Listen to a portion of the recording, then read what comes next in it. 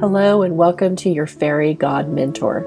This is the show that inspires, encourages, educates, and supports expectant couples who desire to confidently navigate pregnancy, birth, and finding balance in an unbalanced world. I am Angie Taylor, the mother of 9 with 2 degrees in natural health. I'm also a birth insider, knowing the ins and outs of the birth industry and all of the good, the bad, and the ugly. I've worked with expectant couples since 2003 in a variety of roles, including birth educator, birth doula, home birth midwife, breastfeeding support, and life coaching. Sit back and enjoy hearing about all the things you never knew you never knew.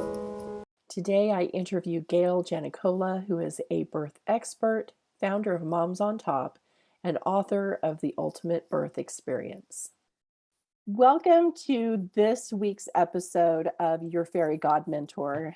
Today I'm having an interview with Gail Janicola, and we are going to talk about informed consent. Now, I rarely let you know, the listeners, exactly what our topic is going to be, but this is so near and dear to my heart, and I know that it's near and dear to Gail's, and our hope is that you will learn a few things about what true informed consent is and how to better use it in your lives. So, Gail, where do we start this conversation? It's tough. It's tough to figure out, right? Yeah, there's a lot that goes into this informed, truly informed consent. So is it just, your doctor or whoever gives you a piece of paper, quickly walks you through it, says initial here, sign here, and you're done? Yeah, I'm so glad you just gave that example, because that's actually a perfect place to start, because there's so much confusion between the consent form and informed consent. Mm-hmm. There are two different things. The consent form is for the protection of the business that you're engaging with. So whether it is the business of your physician's practice, or it's the business of the hospital or the institution in which you're giving birth, there's protocols and there are legal things that have to be sorted through. And so when you sign that consent form, there is this understanding that you have been communicated with, which is, I say that sort of tongue in cheek, because it's not exactly the best form of communication. It's actually really not communication at all, but it clears the person who is giving you this, who's providing this to you, of being told that they did not communicate with you. So they hand over something that you're supposed to read, and you sign it. What's very important for people to know straight off the bat, before we even delve into informed consent, is that that is not a legally binding piece of paper. So important. You can sign Yeah. that consent form, and then you can change your mind at any point in time. So if it says we can give you a C-section anytime we want, or whatever. I don't know how it's worded. I know that's not exactly their formal way of describing what might be in there. But if that's what it says in there, you can sign away. I mean, feel free to. I have many students who will not sign the consent form like that. They'll go through it with a highlighter, and they'll cross things out, and they'll highlight other areas, and they'll put their initials, and they'll rewrite certain things. And that's okay. I think if it makes you feel better about the process, then that's fine. But I just want you all to know that either way, it doesn't matter. Even if you don't do that and you sign it, and then let's say afterwards you learn of something and you realize, well, I forgot, I think I signed that consent form and that's not really what I want.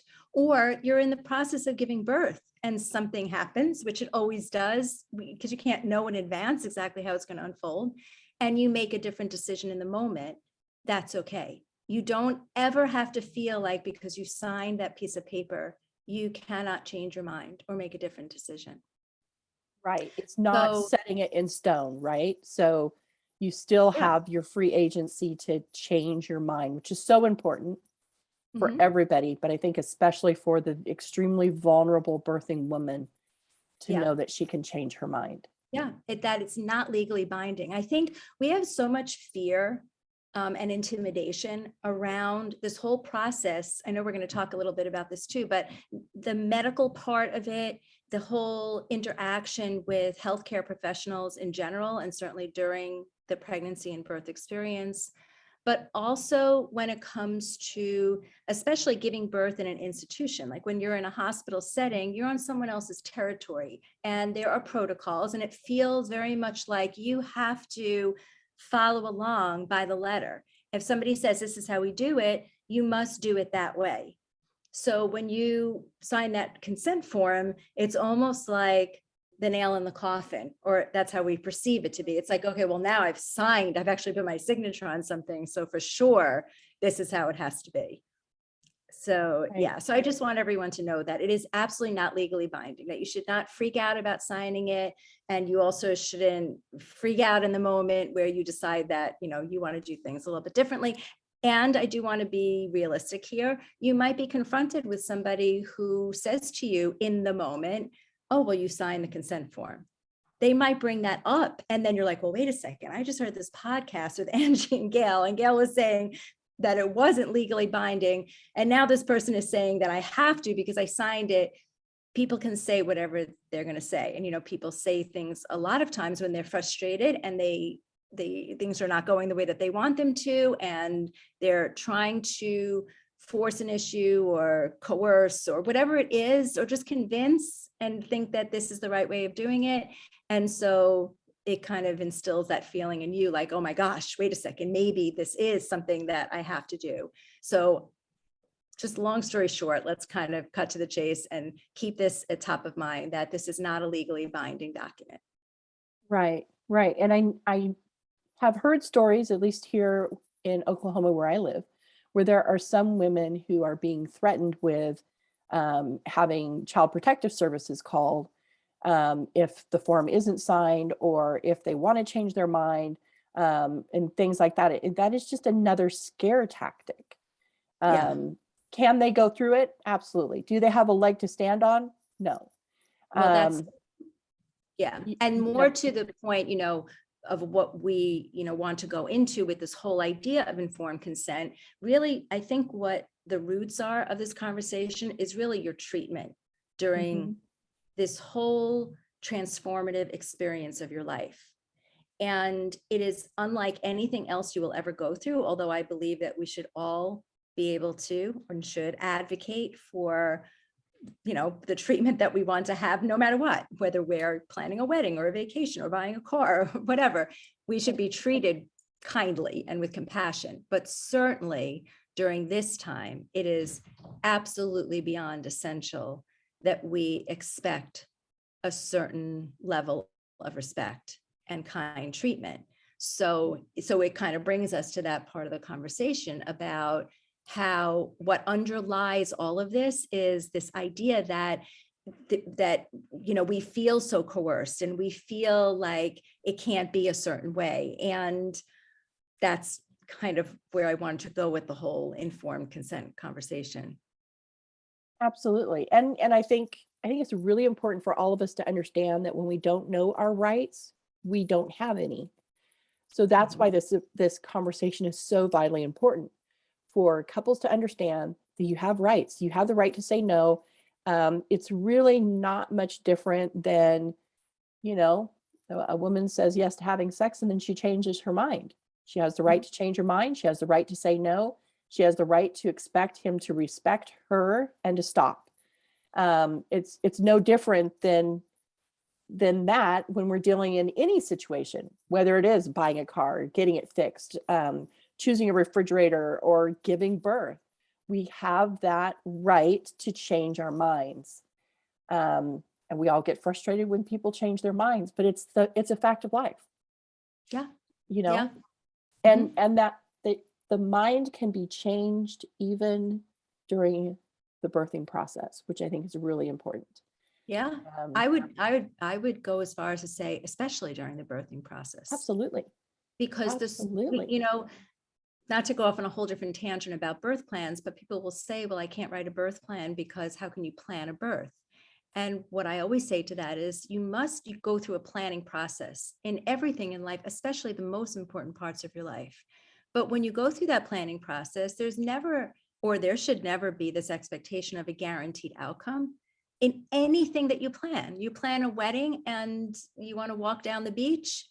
That's great, but it could rain that day. Or with something is always going to happen, maybe not even something that obvious, but to go through a birth and not plan the birth because you think that, well, anything can happen.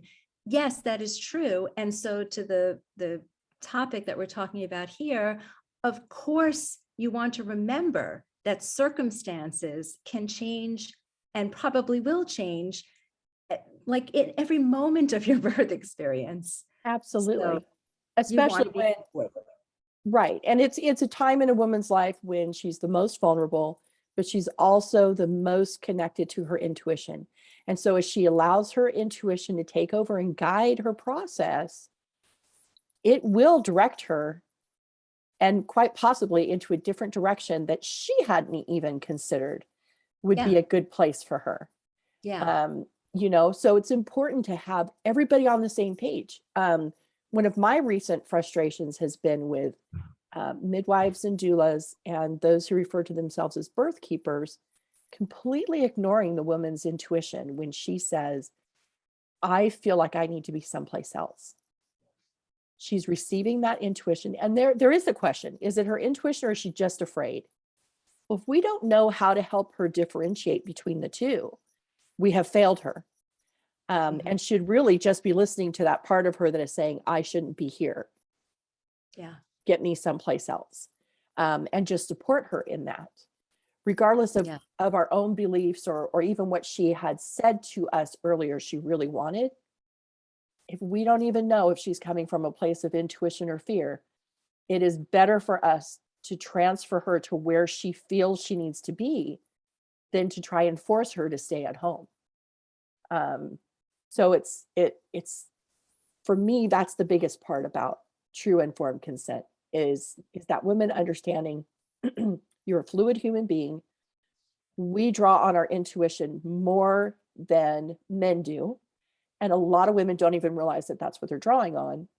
And it just becomes so much of their life that they don't understand why someone won't, won't support them in that changing their mind.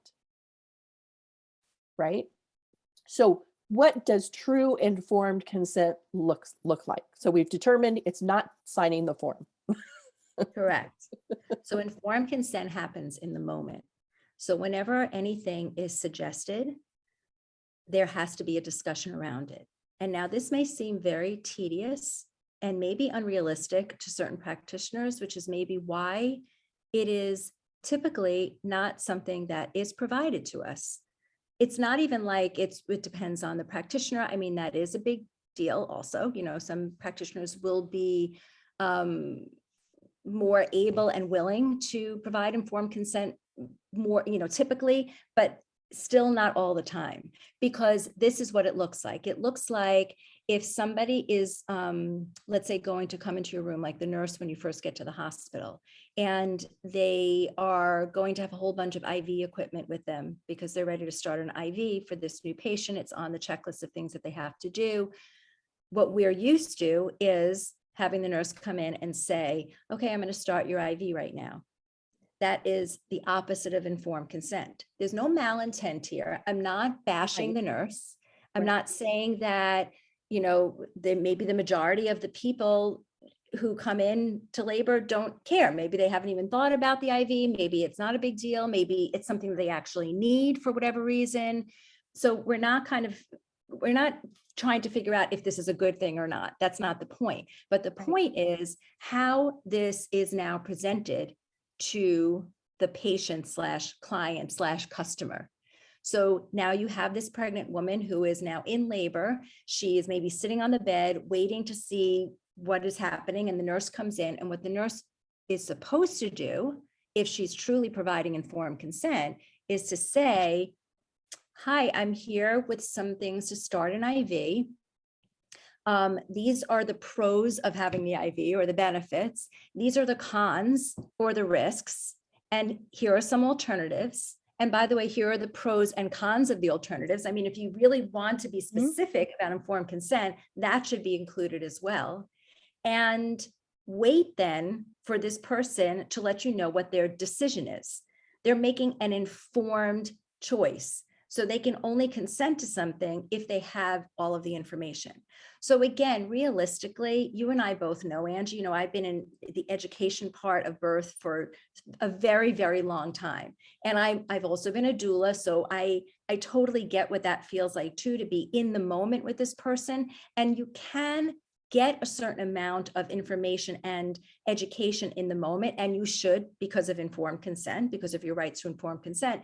But I do want to say that it is so important to have the information in advance so that you're not sitting there thinking, okay, well, I don't have to educate myself. I don't have to be knowledgeable. And I'm just going to go in and say, I expect to have informed consent.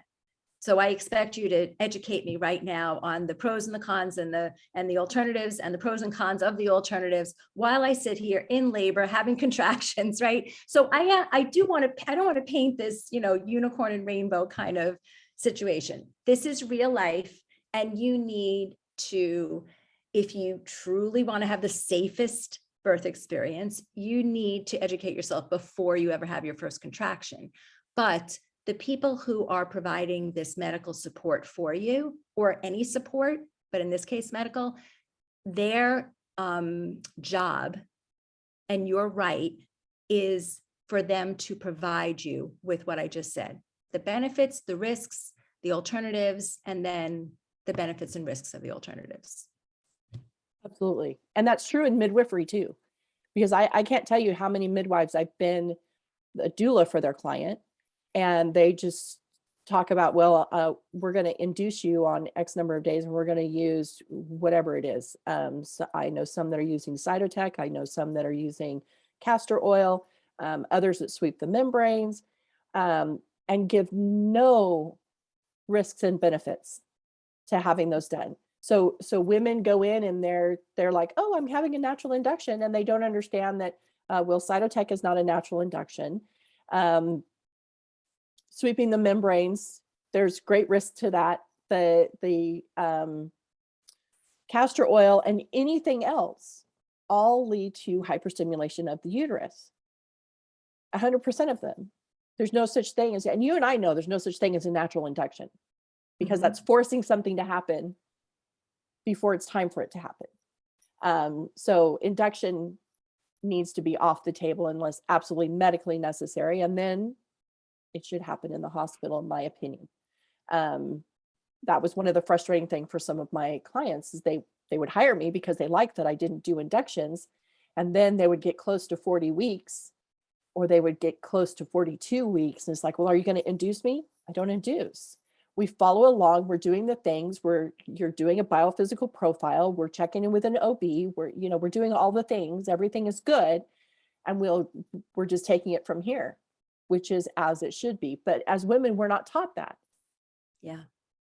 So vitally important to have these Yeah. conversations, which is why childbirth education is really important, and to find a truly comprehensive childbirth education course with a teacher who is going to help you, not just tell you all of the risks and benefits, but encourage you to search these things out for yourself. Yeah. That's And part to of being a have- parent. Right. And to have a little bit of the knowledge before you're in the moment. Mhm. So the image that I give when I teach my class is that you walk into your labor with a natural bag and a medical bag. And of course, we really delve deeply into all of the items in each of these bags. But just to have that image of having all of these options that you can choose from, and not ever making the medical bag seem like it's less than the natural bag, that it's less significant or important, but understanding how to use both of those bags and how to choose those items. So with informed consent, because there are so many decisions to be made, it's really valuable for you and for the healthcare provider if you can come in being able to have a conversation around each of these choices. When you walk in without any knowledge whatsoever, you really are at the mercy of the person who is either going to provide you with that informed consent or not. And it's typically the people who will walk into their birth or any experience in life without having prior knowledge, who end up with a certain amount of emotional or physical distress after the experience, because then they understand that it could have been different, that they could have made a different choice, but they did not know in the moment. And certainly in our culture, the reason most people don't even understand what informed consent really means is because we really gloss over it like it's not important. You know, we're told many, many times, either actually verbally or we're meant to feel that somebody is going to take care of us. Don't worry your pretty little head about this. We went to medical school. We understand what has to happen, and you're already overwhelmed and stressed out and worried. So you can trust us and we're going to take care of everything. And believe me, I understand that initial feeling of relief when somebody says that, and you are in that moment of wanting so badly for somebody to take over. I get it. So, you know, sometimes I feel like I'm the ultimate buzzkill, or I'm the ultimate whatever. I always get confused between a sadist and a masochist, but I'm that person. I'm like making you, you know, feel more distressed than you should.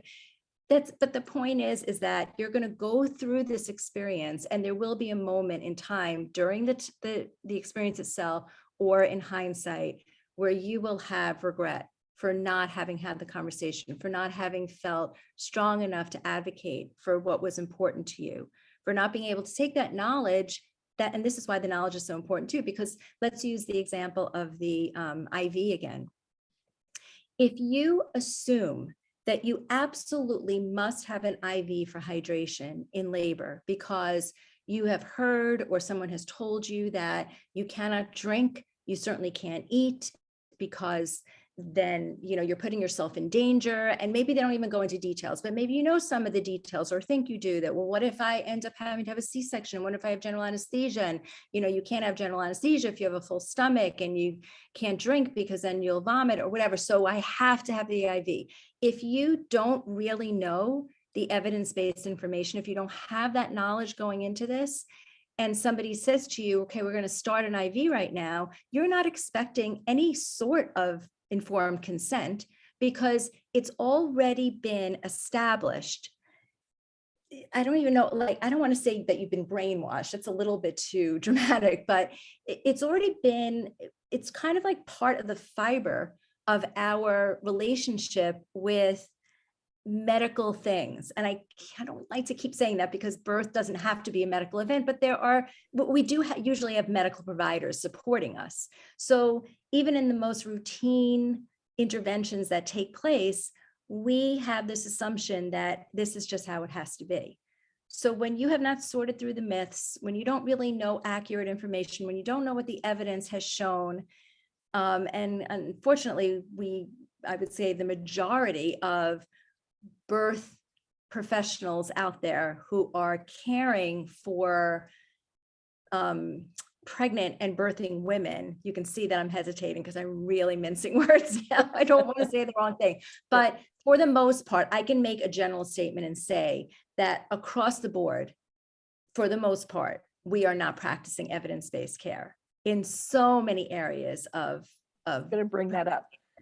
Yeah. So we have the standard of care, and standard of care, when you do not seek to get knowledge, when you do not seek to know what the evidence says, standard of care creates this belief system that it's the best care, that the way everybody does it is truth in numbers. It's the most popular. We live in the United States of America. We're all really arrogant about everything that we do, and it's the best, it's the best. So if everyone's doing it, it must be the best. So that brings us back to, well, then why do we even care about informed consent? What's the point?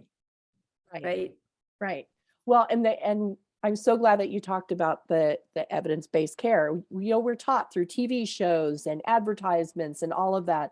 You want evidence-based care. And we just assume that when we walk into a doctor's office, if we go to the hospital, that that's what we're receiving, without understanding that we're not.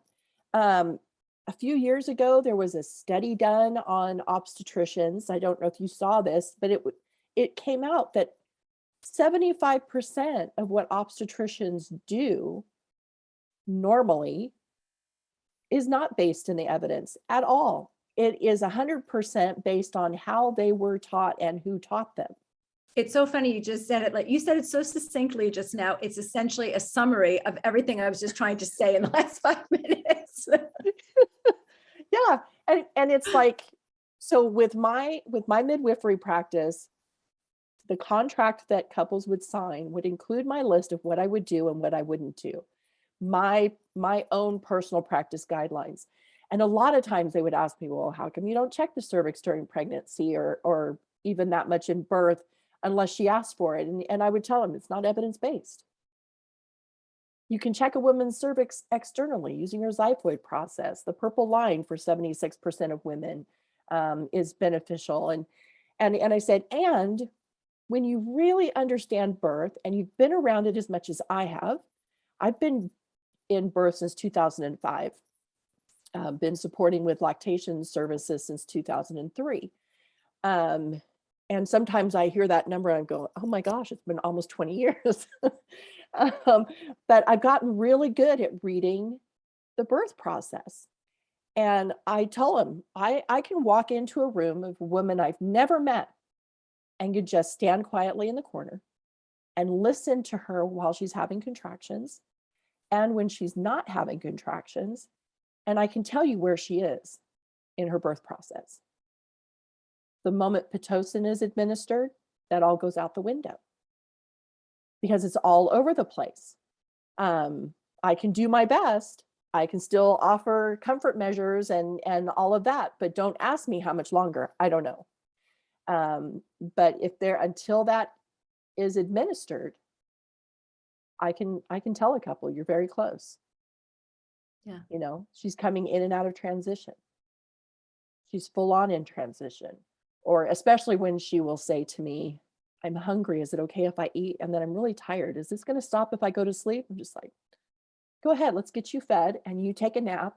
And then I nudge him, hurry up with your meal and take a nap. Because when she wakes up, you're going to be holding your baby really quick. Yeah. You know, but people don't see that side of birth. Yeah, well, because it's not the side that's depicted in movies and TV, and it's certainly not the side that is part of the narrative when we talk to our healthcare providers for the most part. Mhm. And, so it's not, I always say it's so nice to consult with different practices when you're pregnant, because you can ask the same question of 3 different doctors or midwives, and not even if you don't get 3 different answers, which you are likely to get, but even if you didn't, it's really just the way in which someone speaks about that particular topic. If that nurse, to go back to the example, if that nurse said to you, okay, I'm going to start an IV, or I'd like to start an IV because it's on my checklist or whatever, it's part of what I do. But first, let's talk about it, just so that you could also drink. You're having a low risk labor. You don't need medication at this point. So we don't really need to put an IV in for any other reason, just to hydrate you. So it's an effective way of hydrating you. And if you don't want to drink, it's really the best option. But if you're okay with drinking fluids, then it's not evidence-based to start a routine IV right now. What is your choice? Can you, Right. I know, what, even when I say it, it almost sounds so silly because we're just not used to that conversation at all. But I want it to be matter of fact. I want, like what you were just talking about, with the way that you speak to your clients, the way that we talk about birth and using your intuition. It sounds to some people, I'm sure, so hokey and woo-woo, but if everybody talked about birth like this, balancing it, by the way, this is who I am. I'm not saying this is who you are or any other person out there who is a birth professional, but I feel like there should be discussions, of course, around pathology and the anomalies of birth and when you need to use medical intervention and why it can be so helpful. Again, always relying on what the evidence says so that you're not just kind of talking from your own belief system. But I love that balance. The problem is that we don't have that balance at all. The balance doesn't exist. the matter-of-fact way of thinking about birth and feeling about birth and the way we make our decisions or don't make our decisions is based in the common way that we think about birth, which is that, what does intuition have to do with it? Trust your doctor. I'll take care of everything. Everything we do here, as I said before, is the right way. It's the best way. And so shut up and do what I say, you know? Right, right. And without the couple learning up front that should the outcome be bad, it will be placed solely on your shoulders. Yeah. Regardless of whether or not anybody said anything to you. Well, because the mindset is, if we use more technology and we do more things, then nobody can ever blame us for not trying. But it's a very backwards way of thinking when it comes to birth, because if there is not a problem that needs to be solved, birth is a physiological event. It's not a medical event. And so now we are enforcing all of this medical intervention, all of which contains a certain amount of potential risk, on a physiological event that didn't need it. So then if something happens, it either happened maybe because of the actual thing, and that's what messes with people's heads, because they're like, well, you know, are you saying that that the epidural caused me to have a C-section? And the answer to that is not necessarily, but the epidural caused you to lay down and not move at a pivotal time during your labor where the baby needed to descend. And there were other things that you might have done first to try to get the baby to descend so you could get to a point where the epidural would not have slowed your labor or kept the baby stuck in a position because you weren't moving your pelvis, or yada, yada, yada, ripple effect. And now we have a C-section. Right. But see, to come full circle to what you were saying before, this is where the education part, prior to feeling that first contraction, is so vital, because you will make decisions that will change the trajectory of your entire birth experience if you know in advance. If you expect to be educated in the process, yes, that should be part of it, but that should be an add-on. You should already be in partnership with your caregivers and be able to have these conversations and ask questions going in, instead of being a deer in the headlights. Totally agree.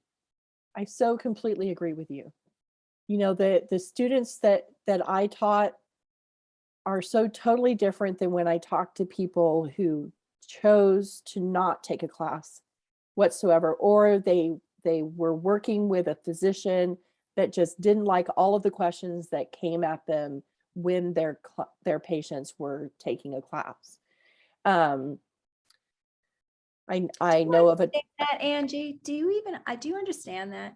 That it's so, except for, I'm not a psychologist, but except for maybe the ego part of it, I don't understand. That doesn't make sense to me, because I would think, I mean, I'm certainly trying very hard. I am an empath by nature. I am always putting myself in someone else's place. And I think to myself, if I were that practitioner, I would want people to ask me questions, because it's so much responsibility to say, I'll take care of everything. But if somebody asks me questions and I can have a conversation with them, I can feel like, oh my God, good. Well, I can take a deep breath now. You know, I always use the example of, if you understand why you might lose your mucus plug or why you might bleed a little bit towards the end of your pregnancy, then when you wake up in the middle of the night and you go to the bathroom and you wipe and you see a little bit of blood, instead of calling your doctor at 3 o'clock in the morning, crying and screaming and panicking, you're going to stay up, probably wake up your partner and say, oh my God, my cervix is effacing. This is what just happened. It's things are happening. And you'll either go back to bed, but you probably won't, because you'll be too excited, but you won't be in panic mode. So I always use that example, because I think to myself, don't doctors and midwives want their clients, their patients, to know this information so that maybe they won't have to answer the phone at 3 o'clock in the morning? I do, you know, but I would always have to warn my clients, your prenatal visits are going to be anywhere from 1 to 3 hours, depending on the questions that you have. Because we want to answer those questions, because it's vital to us that we answer those questions for you before the birthing process begins. And because that's how we grow our relationship, and you knowing us, liking us, trusting us, feeling safe with us is what allows the oxytocin to flow so freely when we walk into your home and you're in the birthing process. We don't have to worry about stalling your birth because we've walked in and you don't feel connected to us. We don't have to worry about anything slowing down. You are so totally connected with us that we know almost everything about your family. You know almost everything about ours. But I do know doctors that there was a doctor when we lived in Kansas, there was a doctor in Wichita that would, part of his intake was a document that his patients had to sign. If they refused to sign it, he wouldn't take them as their patient, as his patient. And it basically said, we promise to not take a Bradley method childbirth class. He was specific.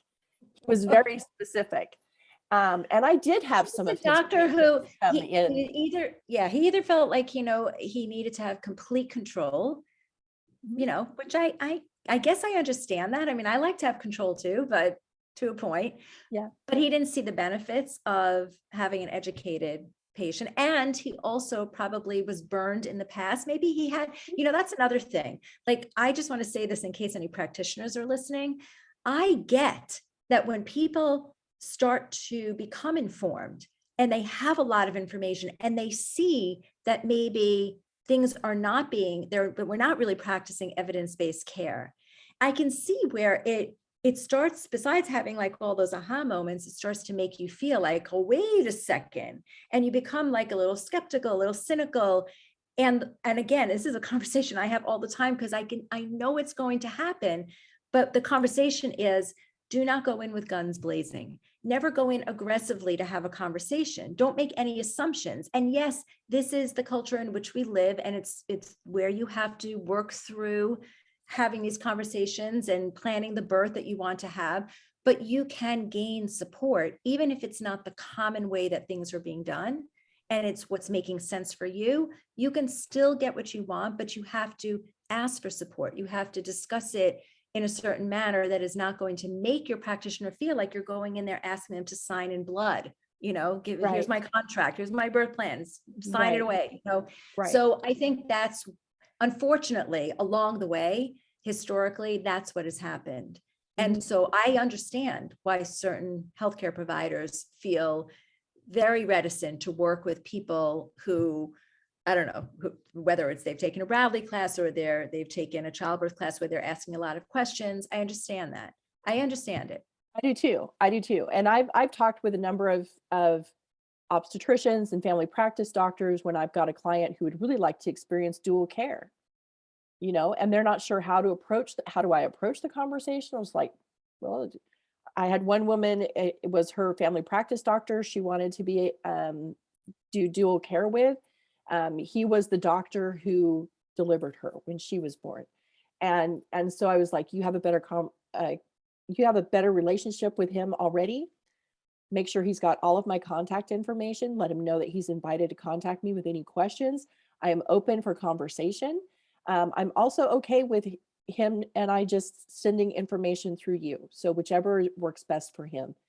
And she loved having that experience of that dual care and being able to say, well, hey, I know that I have this going on, and I talked with my family practice doctor and he suggests this, what do you think? And it was just true collaborative care. And it was amazing for her. And we did this similar thing with a couple that found themselves pregnant with twins, and the mom really felt like she needed to have dual care and the babies were probably going to be born in the hospital. And we helped find an obstetrician who was vehemently against home birth, but would never turn a client away, and understood. She was one of the few people in the area that was supportive of vaginal twins as well as vaginal breech birth. So she was the perfect person. And the experience that they had in navigating that dual care and making sure that the doctor knew that she was respected, all of her partners were respected. This was just the wish of the client. And so when we can come together, midwives with obstetricians, and working for the benefit of our client, that is the most beautiful world, because it instills in the couple the knowledge, I am safe regardless of whether I give birth at home or in the hospital, because I have a team together. I know what OB or OBs might show up. So like with the twins couple, they pulled all of the OBs in the practice together for a meeting to talk about, what they wanted, what they would prefer to not have happen, what they understood might have happened, and just have those honest conversations. But they only did that because they knew they had the right to do that. Yeah. Yeah. Well, you and I have talked about this before, this whole idea of consumerism. You're a consumer in every part of your life. Anytime where you are engaging with somebody for their services or products, you are asking for support and help in making the purchase or in gaining the information or whatever it is. So you see yourself in a certain role. You see yourself as, having, again, not being aggressively saying, I demand that I get this from you, but you have this underlying expectation that you will be given appropriate information, that you will be guided, that you'll be supported, that you'll be spoken to kindly, that you'll be offered compassion if it's a difficult situation or whatever it is. So why don't we do that when it comes to pregnancy and birth and postpartum? We don't do that. We lay down and we accept whatever is given to us, including lack of informed consent. And we think that that is okay. So I encourage people to make those analogies for themselves and continue the process of thinking of themselves as consumers throughout their pregnancy, their birth, and their postpartum period, because that is going to help you to recognize what it is that you actually deserve to get, which is human decency. It is respect for your wishes. And maybe part of this, I'm thinking of it as I'm speaking now, maybe a big part of this is, again, the whole lack of knowledge. If you really are not knowledgeable and you accept that you don't have to be knowledgeable because someone else went to school and learned all these things and you don't really have a say, or you assume that this is what's going to make your birth the safest it could be, as if you just have the professionals really quarterback the whole situation, then what ends up happening is you are less likely to think of yourself as a consumer, because you don't have to hone those skills at any point. You don't go after the knowledge because you assume that there is no knowledge that you need to acquire. And I think this is this vicious cycle that we are caught up in.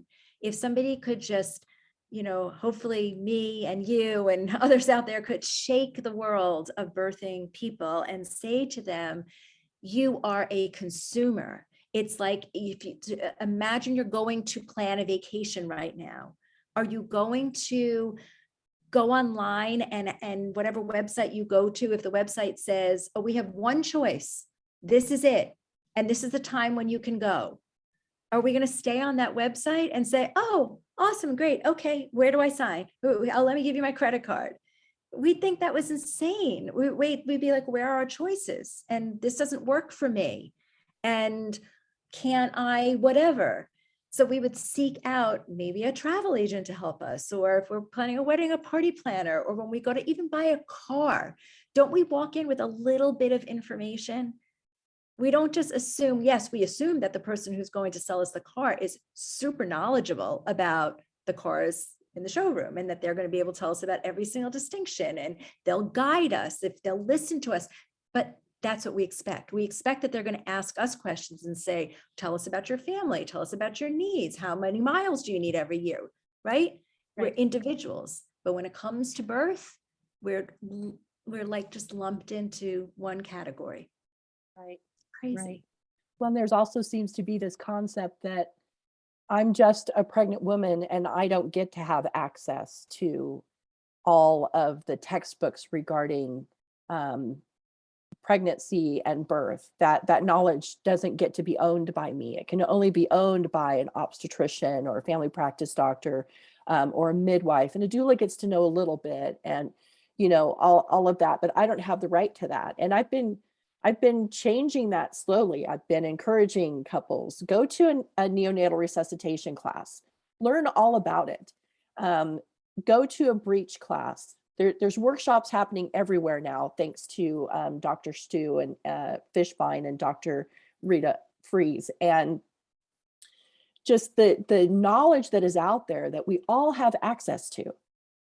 We just have to be willing to grab it and learn it. And it doesn't matter, even if we're done giving birth. This is one of the things that just struck me 2020 when everything shut down and expectant couples didn't even know when they were going to be able to see their obstetrician again. I was like, okay, this is it. This is the time. Everybody now knows that we all better get our stuff together and begin to again understand a woman's body when she's pregnant and giving birth, because none of us knows when we're going to be the one she needs to depend on. I live in Tornado Alley.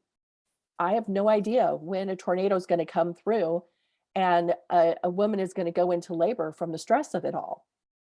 Thankfully, I know what to do, but does anybody else in my neighborhood? And how can I help that? So it's time for us all to just start discovering for ourselves, what do I not know that I maybe should know? And start learning it. And for an expectant couple, what do you want to learn? Grab a midwifery book, grab an obstetrician's textbook, start reading, ask questions. That knowledge isn't owned by anybody.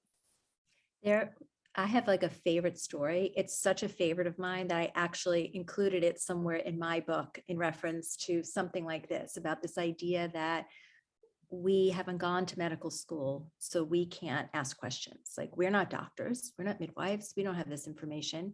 And the story is, it was actually originally told in the book Obstetric Myths versus Research Realities by Hensi Goer. And in the beginning of the book, I can't remember exactly, I think it was the foreword of the book, she is talking about a story about Penny Simkin, who, for those out there who don't know who Penny Simkin is, she's literally like the mother of childbirth education.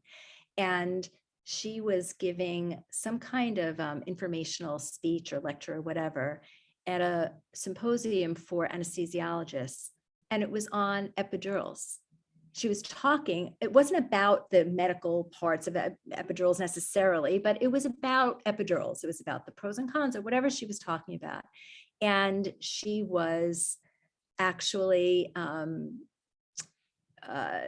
somebody came up and they challenged her. She was challenged by this one young anesthesiologist who really took umbrage with her discussing this, because as he said to her, basically, what are your credentials? Like, what gives you the right to talk about this when you haven't gone to medical school? And her answer, my favorite, was, I can read. And then Hensi Goer goes on to say, and so can you, to her readers who are now going to read her book. So that book in itself, I never recommend it to my students. It's like very intense, lots of studies and whatever, but it is fascinating if anybody wanted to read it. But basically, the reason she tells that story is because what she's saying is, I'm not writing this book for medical professionals only. I'm writing it if you want to read it also, and I'm breaking it down so that you can clearly understand what the research has said.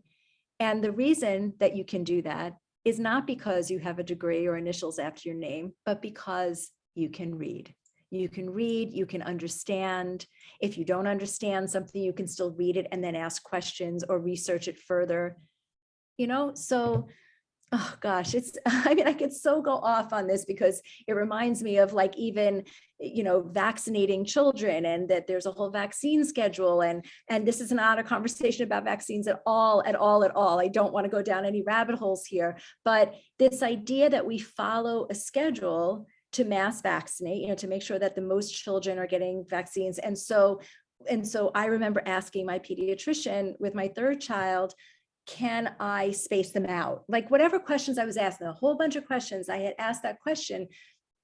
And what made me think of it now is that it's this whole idea that we don't even let people know that they have choices because we're afraid that they'll make the wrong choice. I put that in quotes, whatever that is. It's not the proper choice, or we're afraid that they'll run amok or they won't be able to figure this out. But the bottom line is that you only need to ask maybe a handful of questions, maybe not even, because really what you're doing is you're connecting whatever the answers to those questions are to what your values are, to what's important to you, to what makes sense for you in your life. And again, that kind of goes back to the whole idea of individualized care.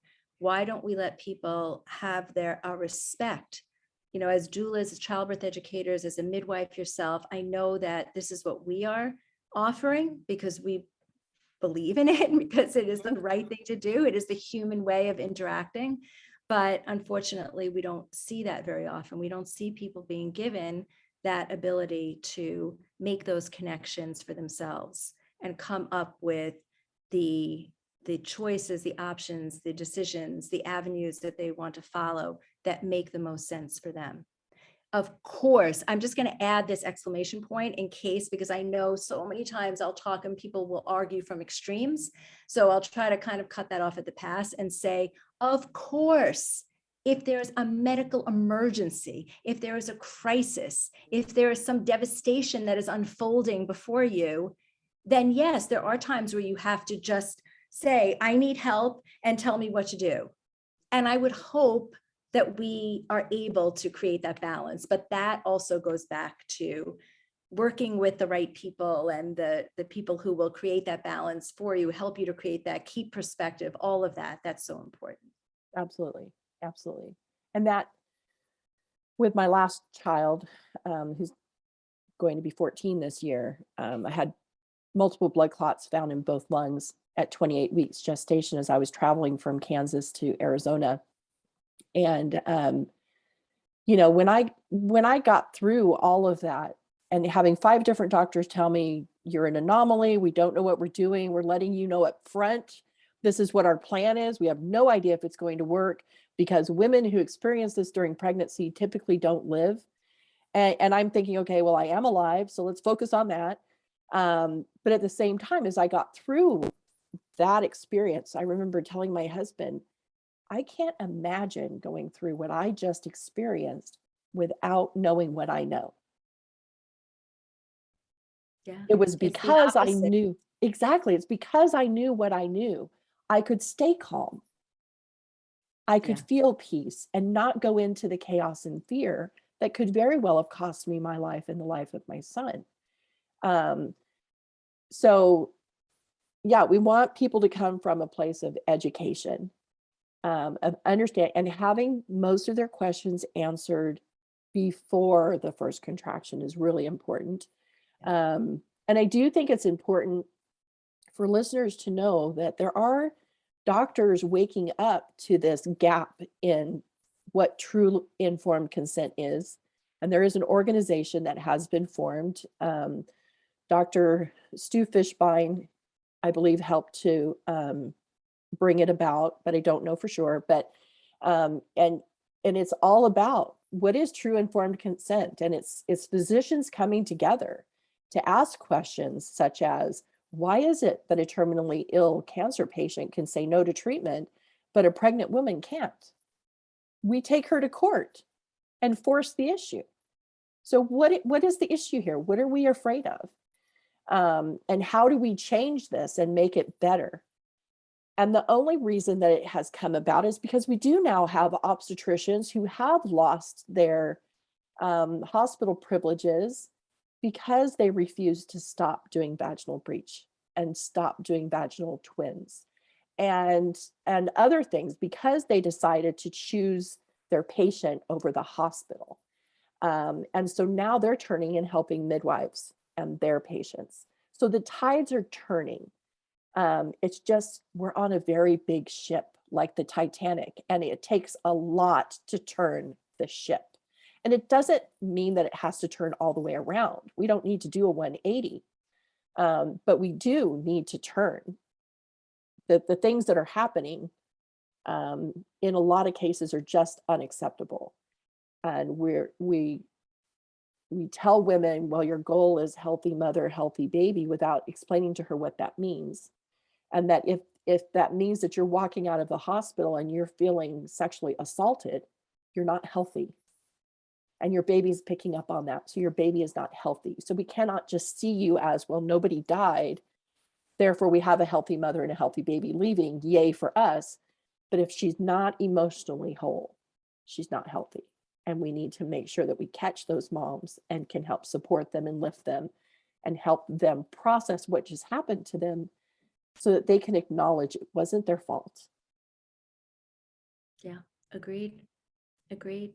I think we have like the same goals. Of course, the main goal is to help women walk into their births so that they have much less likelihood of ending up with a traumatic birth experience. Mm-hmm. And then if they do anyway, or for those who unfortunately were not knowledgeable enough in advance and it could have been different, but they end up with a traumatic birth experience, helping them to see, all the things that happen that they can use, yes, of course, regret is going to play into it, but not to make them feel ashamed or not to make them feel terrible about themselves for not having done things a certain way, but to be able to use that.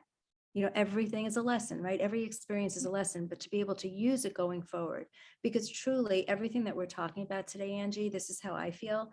This is all going to inform the rest of your life.